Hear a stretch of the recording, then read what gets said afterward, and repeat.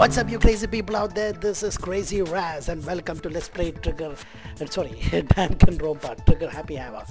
So we are in the middle of the case, in the middle of the trial actually, and now we'll find out who the killer is. Oh man, this is exciting. Because you see, if the room did belong to the killer, then they did something most bewildering. And until we unravel that little mystery, you simply can't declare that he's the killer. Bewildering? What the hell are you talking about? Something was missing from the scene of the crime that by all rights should have been there. You know what I'm talking about, don't you? Your first Hangman's Gambit is about to begin. Would you like to hear more? Alright. As things advance further in class, the Hangman's Gambit will eventually take place. Alright. The point of this is to reveal important phrase related to the incident in question. Oh, you mean like a hangman game? We'll have to deduce from the phrase by the letters flying around and the letters already known. Complete the phrase by shooting down the flying letters in the right order. Use mouse to aim, press life mouse. Yeah, of course, that I understood. You will suffer damage to influence gauge. Oh, great. Then you'll fail. But good luck and have fun. Something that should have been at the scene but wasn't. But that must have been a crucial point. Okay, what's there?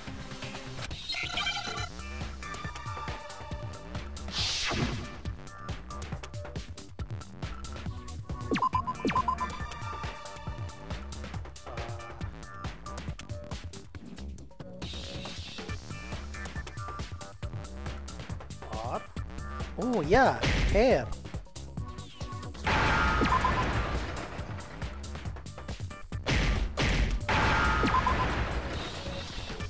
Now I understand. That's right. There wasn't a single hair on the floor. So, the culprit removed some evidence? Yes. And if I were why would I need to get rid of all the hair in my own room? It wouldn't be unusual at all to find my hair at the crime scene if the crime scene is in my room. The reason all the hair was gone was to remove any trace that Sayaka had ever been there. That makes sense, does it not? No. If that were the case, they would have had to do something about the body itself, not just her hair. Ha ha ha! Yes, very true, very true. Okay, then why wasn't there any hair on the ground? The killer got rid of it all, of course, to remove any trace that they had ever been there. Wait, then that means... Precisely. It's simply beyond reason to believe that the room's owner and the killer are one and the same. Then Makoto isn't the culprit? Are you sure we can decide something so important based solely on the absence of some hair? No. There are other reasons that prove why Makoto couldn't have done it. I would like to hear these reasons. Do you remember anything remarkable about the bathroom at the scene? Sayaka was attacked in the main room first, then fled into the bathroom, right? Yeah, then they ran after her, got into the bathroom, and stabbed her. And how did the killer get into the bathroom? Did they have any trouble with it? What do you mean? It's fairly certain that the killer had some trouble getting into the bathroom. There was clear evidence left behind. Do you remember, Makoto? Yeah, the doorknob.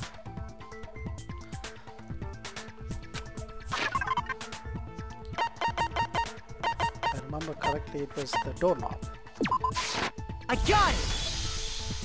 Evidence that the killer had trouble getting into the bathroom.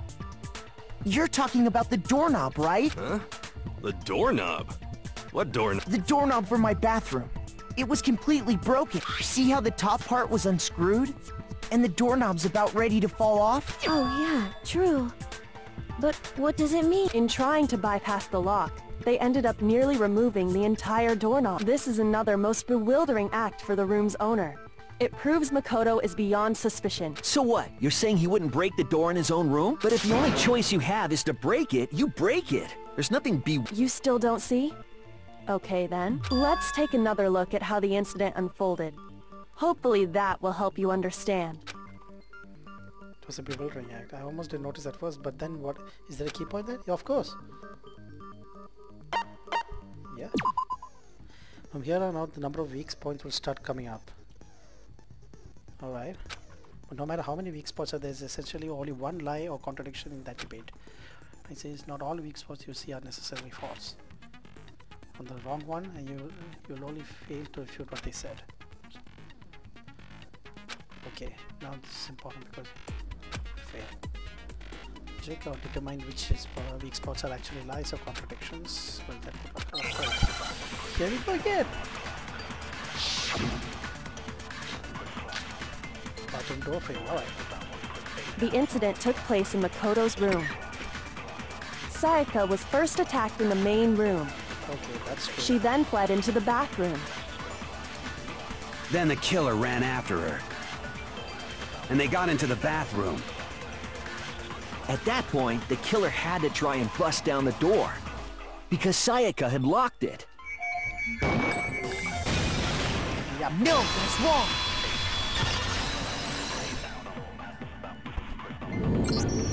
The reason my bathroom didn't open wasn't because it was locked.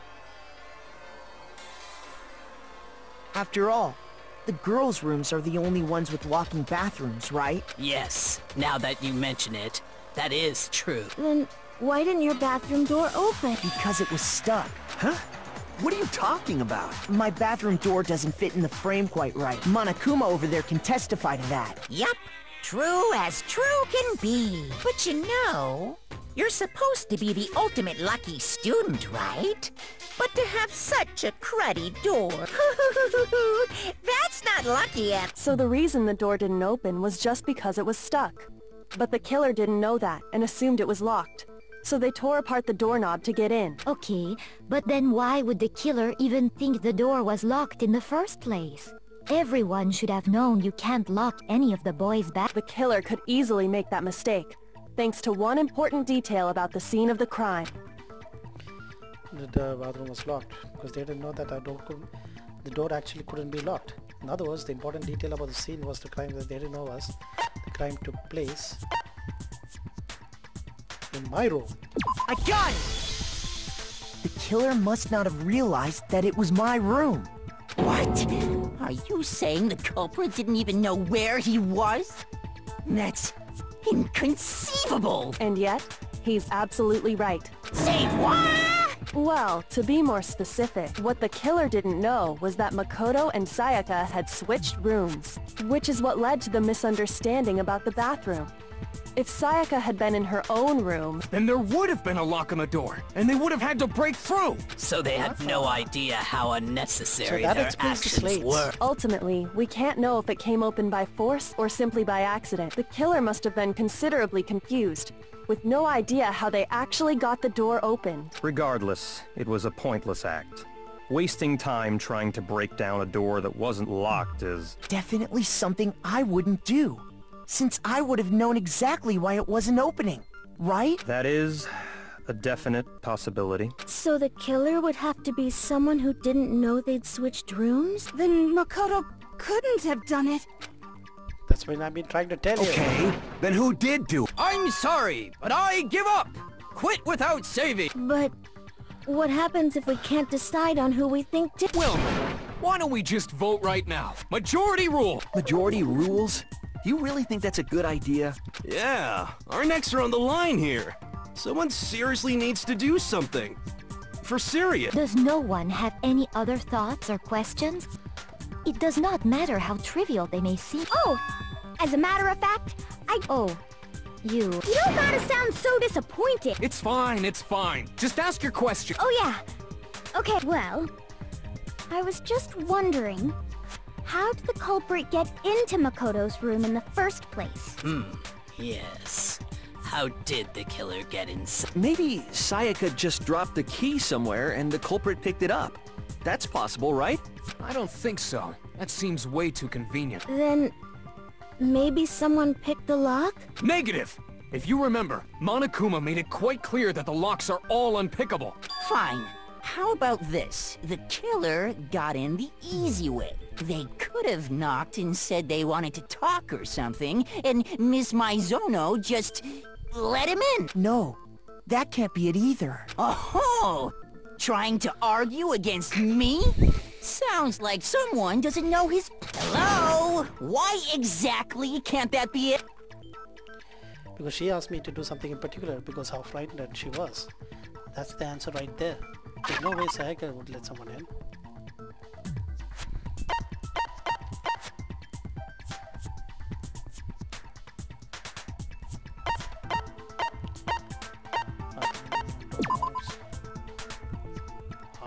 do we go? Whoa.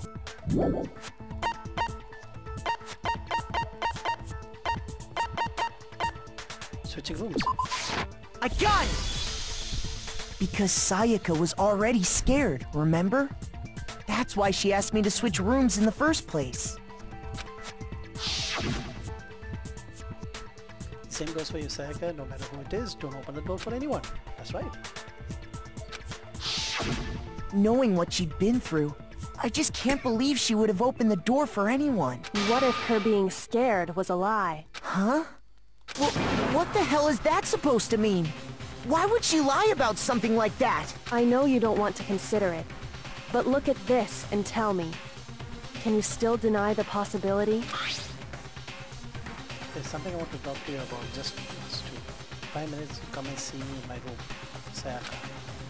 Check the nameplates to make sure you don't get the wrong room, okay? I found a notepad during my search, and I shaded in the top sheet with a pencil. And these are the words that appeared. Oh man! I've totally seen people do that on detective shows. Ah, she is a detective. When you write, it can leave an imprint. Sketch over the next sheet of paper, and you can see the words. When I saw that, I was like, holy crap! I better make sure I rip the paper out before I use it from now on. It's a pretty old-fashioned technique. But even the classics can be surprisingly useful sometimes. Oh, and I should also mention, I found the notepad on the desk in Makoto's room. Huh? Which means only someone who had been in Makoto's room before the incident could have written it. Then either it was Makoto who lived there, or Sayaka who switched rooms for a single night. So, Makoto, did you write this? No, I didn't. Of course you didn't. Because the note also bears a perfectly legible signature. Sayaka's signature. Then that note, Sayaka wrote it? But why? Why would she write that? The note was likely her way of getting in touch with a certain someone. She must have slid it under their door to let them know she wanted to meet with them in secret. Oh my god, so that means she was two-timing me. She had a boyfriend. If you got an invitation like that from the ultimate pop sensation, what young man could resist? Of course, I'm only into 2D, so it wouldn't have any effect on me. But can we be sure anyone even got this note? And honestly, even if they did, I do not think they are at all involved in what happened. Huh? What makes you say... Would you like to hear what I have to say? Very well then. Pay attention. Another argument. Alright. Dominant face. Sayaka and Makoto switched rooms, correct? But in the note, the place they were asked to come to, it specifically says, my room. I see.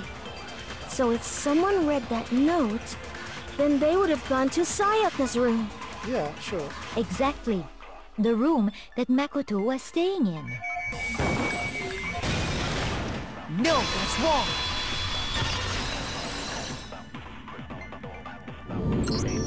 The nameplates on my and Sayaka's rooms got switched. They got switched? That's right. The nameplates got switched, just like the rooms themselves. As a result, the nameplate on Sayaka's room actually had Makoto's name. And the nameplate on Makoto's room had Sayaka's. So what you're saying is, the room Sayaka was staying in was actually marked as her room. Then, if someone did do what the note said, they would end up at Makoto's room where Sayaka was. Plus, their rooms are right next to each other, so switching the nameplates would be no problem. And the one who switched the names was... Well, of course it wasn't you, right, Makoto? Right? Okay, then who did it? The only person who could have switched the nameplates. The only other person who knew we had switched rooms. Definitely, Sayaka. I got it! Me and Sayaka were the only ones who ever knew about us switching rooms. So the only other person besides me who would even know to switch the nameplates was Sayaka. You can also infer as much from her note. Yeah, so... She specifically tells the reader to check the nameplate. She would only have written that if she knew the nameplates had been switched. But why would she switch them in the first place? She wanted someone to come to the room she was in, and also hide the fact that it was Makoto's room. What? Inviting someone to your room, but not telling them you'd switched rooms. Why would anyone do that? To understand that, we first need to understand what happened after she invited the person into the room. That's where the answer lies. What happened then was probably whoever she invited over came in and attacked her. We figured it out! We know who did it! Whoever she invited over is the culprit! My god. But we still don't know who it is, you goddamn idiot! Sayaka fought with her killer there in the room, yes? Perhaps the answer to our previous question lies in that initial struggle. Yes, I think you're right. Then... we just have to figure out what happened during the fight, right? That reminds me. There was a replica sword at the murder scene. Was that perhaps used during the fight? Definitely. Oh yeah.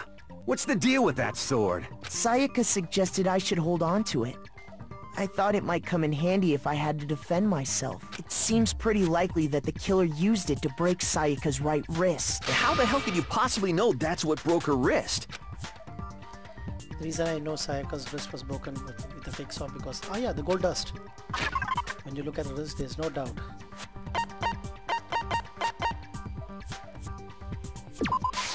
I got it! All you have to do is take a good look at her broken wrist, and it should become pretty clear. Right there where her wrist is all swollen. There's something glittery there. See? Is that gold? It sure is. Specifically, the gold coating from the replica sword. You barely have to touch that stuff, and it'll stick right to you. And there's some on her wrist because... I got it! Because she got hit with the sword! Right there on her wrist! I see. And so the truth draws ever closer. All right, then it's about time to solve this mystery. What happened in my room and what led to Sayaka's death, that's what we need to make clear. There's a bit more to learn about non-stop debates. Okay, what else? Are you getting used to this non-stop debates? Starting with the next debate, I'll start loading multiple truth bullets in you. Oh no! But like with the weak sword, only one of these bullets can actually refer to a proper statement. In other words, from here on out, you'll have to combine the right truth bullets with the right weak spots to refute each statement. If you come up with the wrong combination, you'll have to take damage.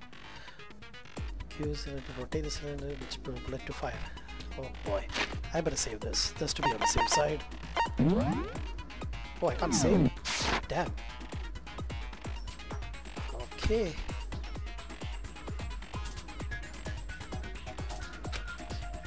Sweet. By the way, logic difficulty is set to kind, so fewer bullets will be loaded into a cylinder.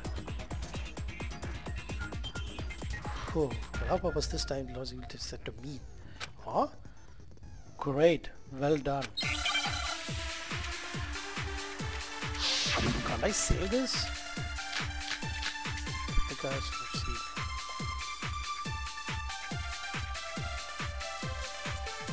When the fighting broke out, the culprit grabbed the sword, and that's when the first blow was dealt. A sword-based sneak attack! And that's what broke Miss Mizono's wrist! So, she tried to fight back. She grabbed the kitchen knife she had hidden away. But then the culprit took that from her too. And they killed her with it. And that's exactly what happened.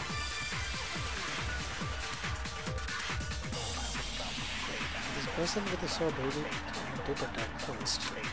So also the sword got damaged. When the fighting broke out, the culprit grabbed the sword, and that's when the first blow was dealt. A sword-based sneak attack! No, it's wrong! I'm right! Oh my god, I thought I cleared it wrong. Actually, no. I don't think the fight started with the sword.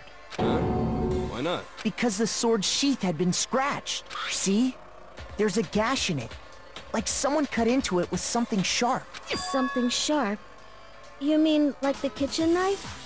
That was the only sharp thing found at the scene. Stop jumping ahead! Slow down and explain it so I get what the hell's going on. If the sword was used first, there wouldn't be any explanation for the scratch on the sheath. If you were going to attack with the sword, you'd take it out of the sheath first, right? That's true. With the sheath on, it'd be heavy and bulky and useless as shit. Okay, so how did the sheath get damaged? If they got attacked with the kitchen knife, maybe they grabbed the sword as a defensive impulse. In that situation, there wouldn't be any time to actually unsheath the sword. Yep, so you're saying the sword was initially used to defend against an attack from the knife? Which means whoever had the kitchen knife was the one who attacked first. So Sayaka attacked first. I think I get it! So here's how it all played out. The culprit came in, found the kitchen knife hidden there somewhere, then they took the knife and attacked Sayaka before she knew what was happening. So she grabbed the sword to defend herself. But then the culprit took that from her too. Then, after they broke her wrist with the sword, they took the— Sorry, but I don't think Sayaka used the sword to defend herself. What? How the hell can you not think that? Because she never held the sword at all. There's a certain part of her body that makes this clear. Yeah, her hands. Her palms. I got it! You're talking about her palms, right? The palms of her hands were perfectly clean, so I don't think she ever picked up the sword. How can you know that just by looking at her palm? Like I said before, the gold coating on that sword comes right off. All you have to do is touch it. In fact, if you look, you'll notice that a lot of the gold has already come off the handle. It's safe to assume that's because whoever used the sword got some of it on their hand. There's really no way she could have picked it up and come away completely clean. Maybe she washed her hands after she escaped into the bath? Sorry, but I don't think so. Why do you say that? Is it because you think I'm ugly? Are you crazy? No, that's not it at all. There's no way Sayaka washed the gold off her hands because there's certain regulation that talks about. Yeah, there'll be no water. I got it! According to the Monokuma file, Sayaka's time of death was around 1:30 a.m. In other words, at nighttime. And the water in the bathroom shuts off at nighttime, right? Oh, I didn't know that. Actually, I haven't taken a shower here yet. Oh my. Oh my. You're no different. You smell like a big fat ugly donkey. I'm not sure whether to take that as an insult or a compliment. Well, she does look like a donkey. Insult, obviously. So anyway, if Sayaka never touched the sword, then that means the killer is the only one who used the sword. But hold on. If that's right, then the one who damaged the sheath with the kitchen knife was... Yeah, Sayaka. I got it! Sayaka? She had the kitchen knife? But we already said that the attack started with... The person with the knife attacked first, and the sword was used as an impromptu defense. Then the one who attacked first was... Sayaka? Now do you understand? She wasn't a blameless victim in this. No, far from it. It's almost as if she'd been planning to commit a murder of her own. Oh. So that she can get out. She was getting worried. She took the knife from the kitchen, then invited the culprit to the room she was staying in. She couldn't kill Makoto because Makoto was her best friend. And me. And if it's true that she had the kitchen knife and attacked without provocation... Indeed. These are all the actions of an assailant. Which brings up another point. Makoto, Sayaka was the one who suggested you two switch rooms, correct? Wait, so that makes sense. So, if that is the case... Oh, look at Leon.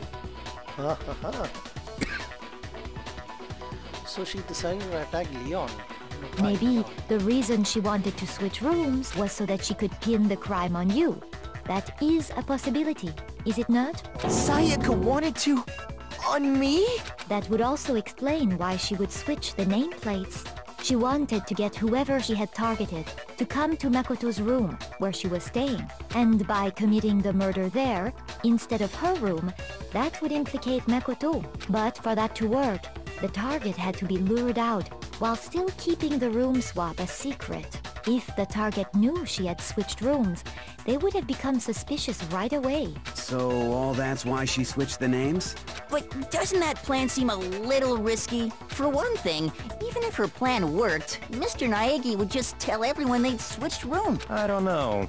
I'm not sure our soft-hearted Makoto is capable of that kind of cutthroat behavior. I'm sure Sayaka realized the same thing, which is why out of all of us, she asked him to switch rooms. Plus, she was the ultimate pop sensation. A totally forgettable kid. Or a national superstar. Who are you more likely to believe? Wait, then you're saying she had this all planned out? Holy shit! But in the end, her plan backfired. She launched her attack with the knife, then found herself under attack in turn. So actually the guy was actually defending himself, but turned into a murderous... That must be when her wrist got broken, and she was forced to drop the knife. The tables were suddenly turned on her, and she died at the hands of the one she'd planned to murder. Just hold on! That can't be true! Because... Hey! You guys have totally derailed the argument! You're being super boring right now! Come on, hurry up and decide who did it! Wouldn't it be awful if I had to punish you all just because you ran out of time? Oh yeah, we gotta decide who we think did it. Makoto, right now you just need to concentrate on figuring out the answer to this mystery. If we can't uncover who murdered Sayaka, it's over for all of us. Is it really all over? Obviously I'm committed to find out who killed her, but what can I do? I mean, as far as clues goes, there's nothing left. No? There's still that name. Leon, come on. Dying message. It's easy just to say, hey, decide who did it. But there just aren't any more clues, right? No, that's wrong!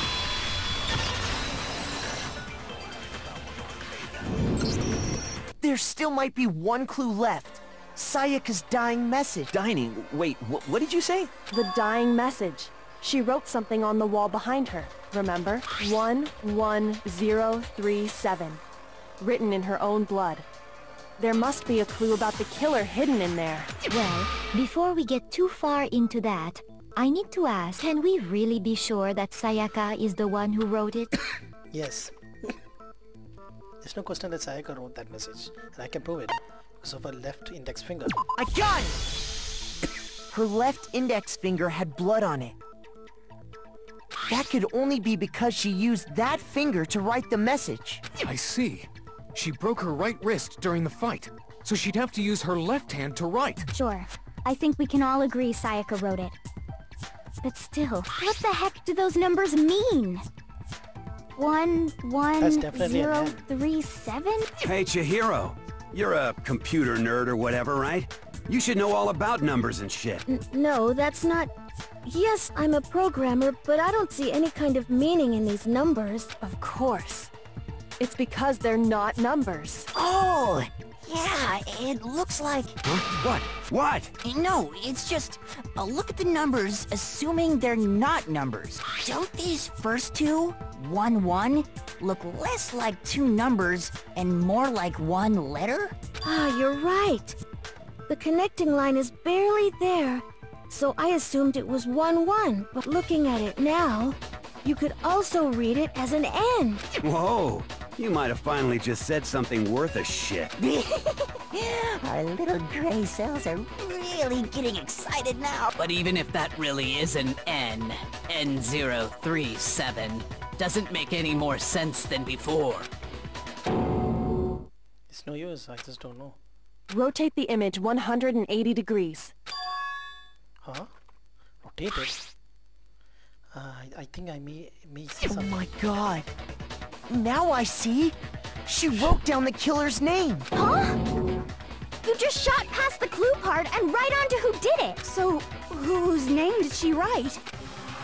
Sayaka's dying message reveals the real killer's name. If you turn a message 180 degrees, it should become crystal clear.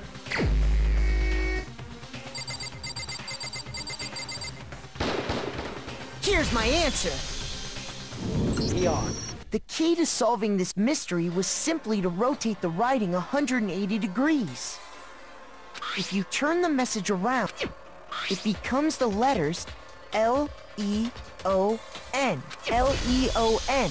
Or more accurately... Leon! What the hell are you talking about? It's just a coincidence. It's just a bunch of random squiggles that happen to look like my name. No, it's not random at all.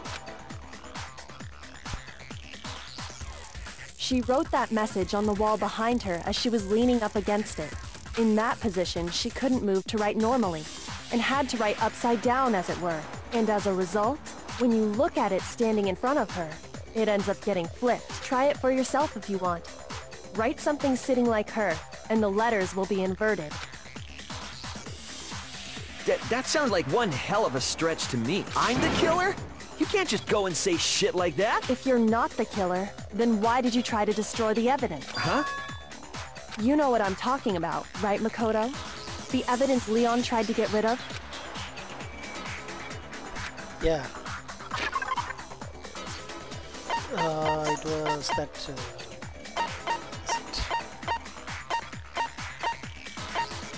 the burnt shirt piece. I got it! You mean the burnt shirt piece I found laying on the ground by the incinerator, right? As the killer stabbed Sayaka, they must have gotten some of her blood on them. And to dispose of the shirt covered in the victim's blood, they threw it into the incinerator. But one piece burned off and got left behind. And the killer didn't notice. If they had, they most certainly would have panicked. Isn't that right, Leon? But is one scrap of fabric enough to conclude that Leon is guilty? Yeah, I mean, Leon's not the only one wearing a white button-up. That's right! There are plenty of other people here with shirts like mine. With just that one little charred piece, there's no way you can say for sure who it belongs to. You're right. That alone isn't enough. But there are some other points that may reveal the truth. Are you finally starting to understand? The answers to all the riddles are right here. Yeah, I think so. Oh boy, this is going to be a big video. Alright. I'm going to make it as what do you say? Suspense, and take it in the next video. So, if you like the video, please put a like and subscribe. And we'll see the killer in the next video. Hopefully. So, ciao.